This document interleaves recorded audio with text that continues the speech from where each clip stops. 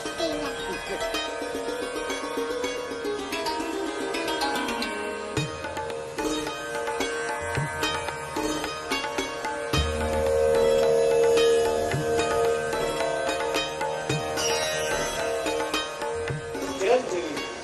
इतना पृथ्वी पर राज किया, सब उलट पुलट कर तो देखिए दरवाजा खुल रहा है। बीजेपी सांसद मनोज तिवारी यहाँ पर पहुंच चुके हैं। मनोज जी, बहुत बहुत स्वागत है आपका गुड न्यूज टुडे अरे पर। Thank you so much Shweta ji, कैसे हो आप? बिल्कुल बढ़िया, पूरे परिवार के साथ यहाँ पर मनोज जी आए हैं। लवकुश रामलीला यहाँ पर आपको बता दें, लवकुश रामलीला में हर बार की तरह इनकी बिटिया भी यहाँ पर आई है। ये देखिए, क्या नाम है बेटा आपका? सान्विका। सान्विका, आप गुड न्यूज टुडे पे कुछ बोलोगे? हेलो बोलोगे सबको? जय श्री राम बोल दो। जय श्री राम। क्या बात है, जय श्री राम। तो अपने पापा के साथ आई हैं और यहाँ पर मनोज जी, बहुत लंबा लगाव भी और जुड़ाव भी रामलीला से। और इस बार जब आप खुद यहाँ पर फिर से पहुंचे हैं परशुराम की भूमिका निभाने के लिए, महसूस कैसा, मन में क्या क्या चल रहा है इस वक्त आपके? नहीं, बहुत अच्छा लग रहा है। मैं बहुत बचपन से रामलीला में भाग लेता हूँ और लवकुश रामलीला में, एक तो रामलीला में भाग लेना ही बहुत महत्वपूर्ण है, देखना बहुत महत्वपूर्ण है, आप रिपोर्ट कर रहे हो ये बहुत महत्वपूर्ण है। थैंक्स टू ये आज तक गुड न्यूज, क्योंकि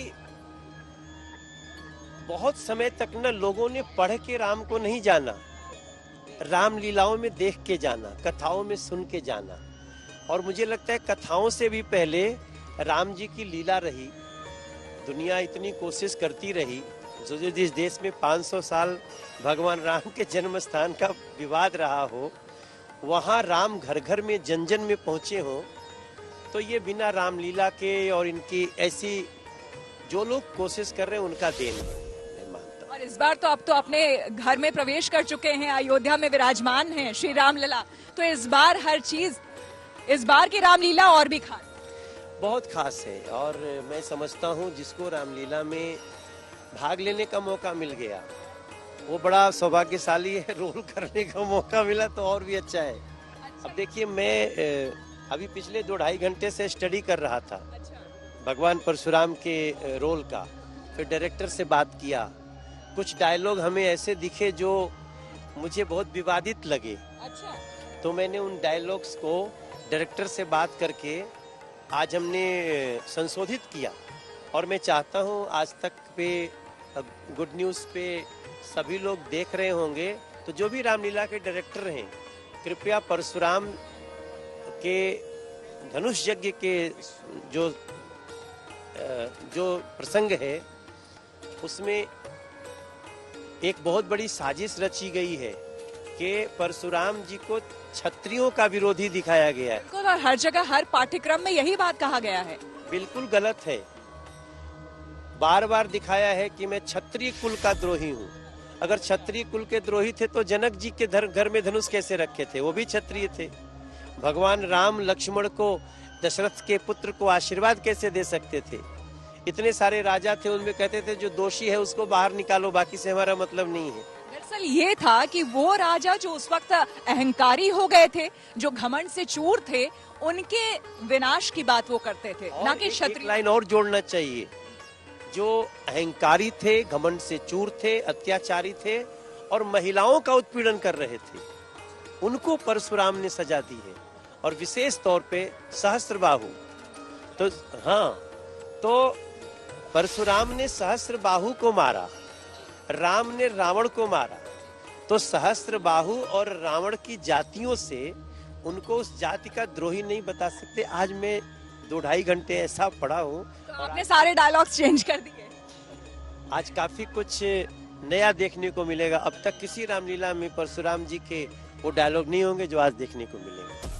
मुझे लगता है कि आज का ये दृश्य देखने के बाद पूरे देश के रामलीला करने वालों को भगवान परशुराम और जो राम लक्ष्मण संवाद है उसमें संशोधन करना ही पड़ेगा। हो सकता है हमारी स्क्रिप्ट इंटरनेशनल हो जाए। क्या बात है, वायरल हो जाए। चलिए मनोज जी, आगे चूंकि आपको अभी रेडी भी होना है, उस समय भी हम आपसे बात करेंगे। एक आखिरी सवाल, यहाँ पे यहाँ पे अभी हम एक सवाल मैं आपसे पूछना चाहूंगी। परशुराम की बात आपने की, ये बताइए परशुराम को क्रोध बड़ा आता था, आप उसी भूमिका में हैं और दिल्ली में अभी जो कुछ भी चल रहा है आपका क्रोध हमने उसमें भी देखा। जहाँ भी अत्याचार अन्याय हो वहाँ क्रोध आना ही चाहिए, ये भगवान परशुराम का संदेश है। गलत पे क्रोध होना चाहिए। कई लोगों ने गलत होने के बावजूद क्रोधित होना छोड़ दिया है, इसीलिए गलत लोगों का मन बढ़ गया। चलिए आप आगे चलिए, आपसे संवाद जारी रहेगा। पहले आपने मनोज जी को देखा था, छोटे छोटे उनके बाल थे और अब बाल इतने बड़े हो गए हैं। मनोज जी थोड़ी देर में मुझे लगता है कि अब आपको पहचानना मुश्किल होगा। हाँ, निश्चित रूप से होगा। देखो, अब हम धीरे धीरे भगवान परशुराम के स्वरूप में समा रहे हैं। तब मैं नहीं रहूंगा, फिर हम किसी और में समा रहे हैं। और ये जीवन का बहुत बड़ा दर्शन है, हमेशा हम किसी न किसी भूमिका में समाते हैं। बट भूमिका के साथ बस न्याय हो जाए बहुत है। कुछ लोग अपनी भूमिका के साथ न्याय नहीं कर रहे हैं।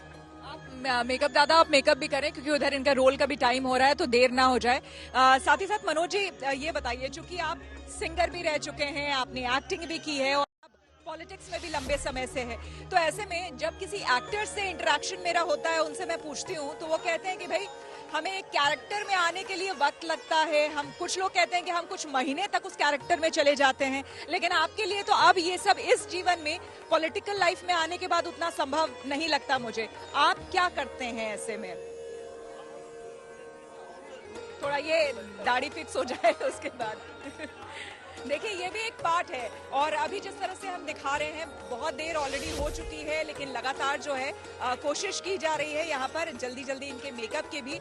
अभी आप देखिए किस तरह से विग लगाया गया है इनको, और अभी जो है दाढ़ी ये लगाई जा रही है और ये फिक्स किया जा रहा है ग्लू के थ्रू। दादा ग्लू लगाया है? हाँ, गम लगाया गम। ये लगभग कितने देर तक फिक्स ऐसे रहता है? 2-3 घंटा। ये बताइए कि अगर स्वेटिंग हो रही हो, क्योंकि बाहर तो ह्यूमिडिटी है, पसीना भी आएगा, तो उसमें ये निकल नहीं निकलेगा, वाटरप्रूफ है ना। वाटरप्रूफ है तो ये निकलेगा नहीं। और उसके बाद ये जो साइड में हम विग के देख रहे हैं, ये सारा मेकअप से छिप जाएगा? हाँ, कवर हो जाएगा, पूरा कवर। हाँ मनोज जी, जो आपसे प्रश्न था मेरा, तो आप उसके लिए क्या करते हैं? क्योंकि अब इस राजनीतिक जीवन में आने के बाद ये संभव नहीं है कि किसी कैरेक्टर के लिए आप अलग से बहुत समय दें। ये तो भगवान की कृपा है कि हम लोग, देखिए हम राजनीति में हैं, लेकिन हम अभिनय की दुनिया से ही तो जाने गए, गायकी की दुनिया से जाने गए। मगर रामलीला बहुत कुछ सिखाती है श्वेता जी, इसलिए मैं, कई लोगों को आश्चर्य लग रहा होगा कि अरे यार मनोज भाई क्या कर रहे हैं, ये तो कई लोग इसका मीम भी बना सकते हैं। लेकिन मेरा एक उद्देश्य है कि we have to support Ramlila. हम मानते हैं कि रामलीला संस्कृति का बहुत बड़ा वाहक है, इसलिए हम इसमें पार्ट ले रहे हैं। हम एक दिन के अतिथि कलाकार हैं, लेकिन जब मैं धीरे धीरे ये सब लग रहा है ना, तो मुझे फील हो रहा है श्वेता जी, जो हम अपने गुड न्यूज टुडे के दर्शकों से, आज तक के दर्शकों से शेयर कर सकते हैं कि मुझे लग रहा है कि धीरे धीरे भगवान परशुराम हमारे अंदर आ रहे हैं। कहीं ना कहीं आप ऑलरेडी चूंकि एक अभिनेता रहे हैं, वो एक बड़ी वजह हो सकती है। और जो आपने कहा कि राजनीतिक जीवन में अब ये संभव नहीं है, लेकिन मनोज जी हम जिस जगह से, जिस मिट्टी से आते हैं, वहाँ तो बचपन से ही हमने मिट्टी पे ही बैठ करके रामलीला देखी है। हाँ, बहुत सही। तो हमारे मन में है। बस खाली लड़कियां नहीं करती थी, लड़के ही लड़की बनते थे। लड़कियां देखती थी। हाँ, वो देखती थी। तो ये बताइए, जब आपका पूरा गेटअप हो जाता है, और आपकी बिटिया को हम देख रहे हैं, जब आपका पूरा गेटअप चेंज हो जाता है, आप परशुराम की भूमिका में आ जाते हैं या फिर दूसरे गेटअप में, तो रिएक्शन क्या होता है बच्चे का? अब वो समझ, बेटा पापा कैसे लग रहे अच्छे लगते हैं। अच्छे लग रहे हैं? तो पापा आपको ऐसे अच्छे लग रहे हैं या फिर इससे पहले जैसे थे वैसे अच्छे लग रहे हैं? ऐसे अच्छे। ऐसे अच्छे लग रहे हैं। मनोज जी आपको सोचना पड़ेगा, दाढ़ी वाड़ी बढ़ानी होगी आपको। तो ये बताइए, चूंकि कम समय है तो एक आध आखिरी सवाल आपसे कि हम राम के जीवन और उनसे काफी कुछ प्रेरणा, भले बात त्रेता युग की हो लेकिन आज भी उतनी ही प्रासंगिक है जितनी कि उस वक्त में थी। एकाध कोई ऐसी चौपाई या फिर कुछ ऐसे शब्द जो आप बोलना या सुनाना चाहें हमें रामायण से जुड़े। देखिए, एक बहुत ही सुंदर चौपाई है रामचरितमानस की कि मंगल भवन अमंगल हारी द्रवहु सुदशरथ अजिर विहारी। राम की हर कहानी मंगल करने वाली है, लेकिन पता नहीं कुछ लोगों ने राम की अस्तित्व को ही नकारने का कोशिश किए हैं इसी देश में। इसलिए मैं रामलीला में थोड़ा ज्यादा भाग लेना चाहता हूँ, मैं छोड़ना नहीं चाहता। इसलिए नहीं कि मेकअप करो, मैं तब तक सीता जी और राम जी को देख के आता हूँ, ठीक है? तो इनकी बिटिया गई सीता जी और राम जी को देखने के लिए। फिलहाल पिता जो है परशुराम बन रहे हैं यहाँ पर। तो जी आप अपनी बात। तो मैं एक मैसेज देना चाहता हूँ कि अब सपोज करो कि अब हम तो नवरात्रि में लगभग 9 दिन कहीं न कहीं गाते हैं, क्योंकि हम माता के गीत गाते हैं। लेकिन आज हम रामलीला में भाग ले रहे हैं। इसका सीधा सा अर्थ है श्वेता जी की हम लोगों को बोलते हैं कि रामलीला से इंटरेस्ट बढ़ाइए। राम सृष्टि भी है, राम सृष्टा भी है, राम दृष्टि भी है, राम दृष्टा भी है। राम के जीवन से कुछ चुरा लीजिए, थोड़ी मर्यादा और भी बढ़ा लीजिए। क्या बात है, क्या बात है। ये राम से जुड़िए, मैं सबसे बोलना चाहता हूँ। और थैंक्स कि हमारी इतनी महत्वपूर्ण बातें आज, क्योंकि जब तक आज तक आता है तुरंत लगा देता है पॉलिटिकल बात। आज पहली बार आप हमसे राम पे बात कर रहे हो, आप भी छोड़ते नहीं हो। क्योंकि ये गुड न्यूज टुडे है ना मनोज जी, तो हम कोशिश करते हैं कि सारी पॉजिटिव और अच्छी बातें लोगों तक पहुंचे। GNT यानी गुड न्यूज टुडे। यस, मैं बहुत उसकी तारीफ करता हूँ। सकारात्मक समाचार है उसमें। जय श्री राम।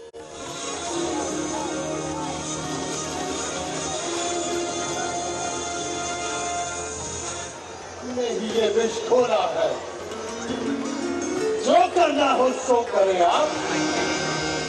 तो भगवान परशुराम के वेश में खुद मनोज तिवारी हमारे सामने है। ऐसा लग रहा है वाकई भगवान परशुराम जो है वो हमारे सामने अवतरित हो गए।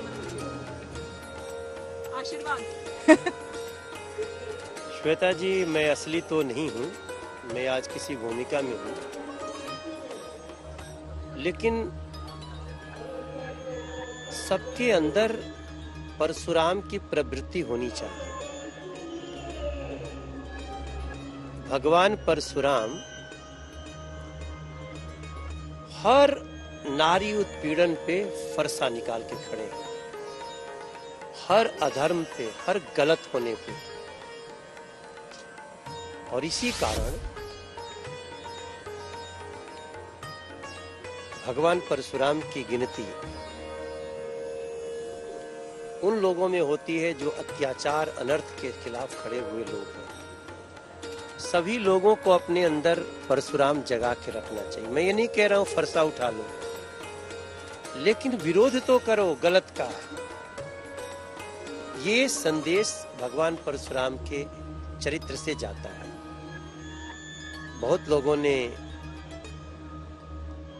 भगवान परशुराम को समझा, जाना, लेकिन याद रखिए भगवान परशुराम केवल किसी जाति तक उनको सीमित मत करिए।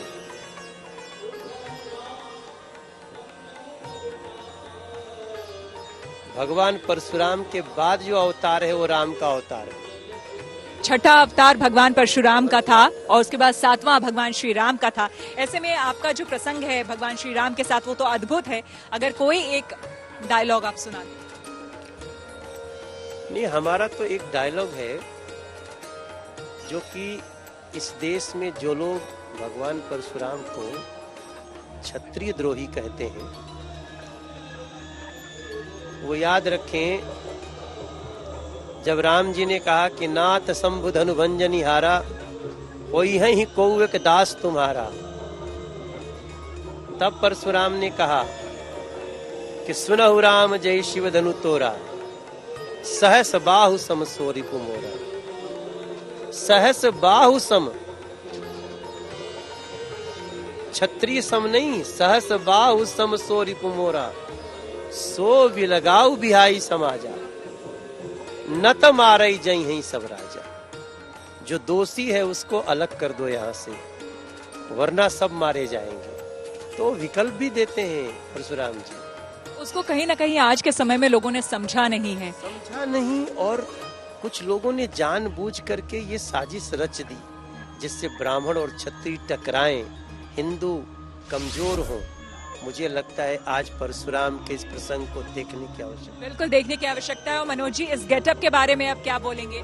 एक राजनीतिज्ञ जब इस तरह से फरसा उठाता है और इस तरह से वस्त्र वो जब पहनता है, गले में रुद्राक्ष और हाथों में फरसा, ये तो एक भूमिका है। वैसे तो राजनीति में रहने वाले लोगों के व्यवहार में परशुराम और नीति में राम होने ही चाहिए, तभी वो राम राज्य की स्थापना कर पाएंगे। आपको लगता है कब तक राम राज्य की स्थापना भारत देश में हो पाई? हम उस तरफ चल पड़े हैं, बहुत जल्दी हम इसको साकार देखेंगे 2047 तक। चलिए, अब हम जल्द आपको स्टेज पर देखते हैं। बहुत बहुत धन्यवाद हमसे बात करने का।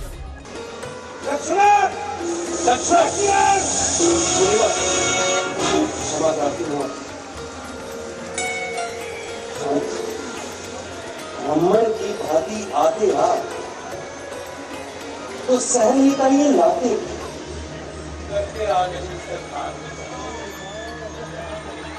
नहीं सवाल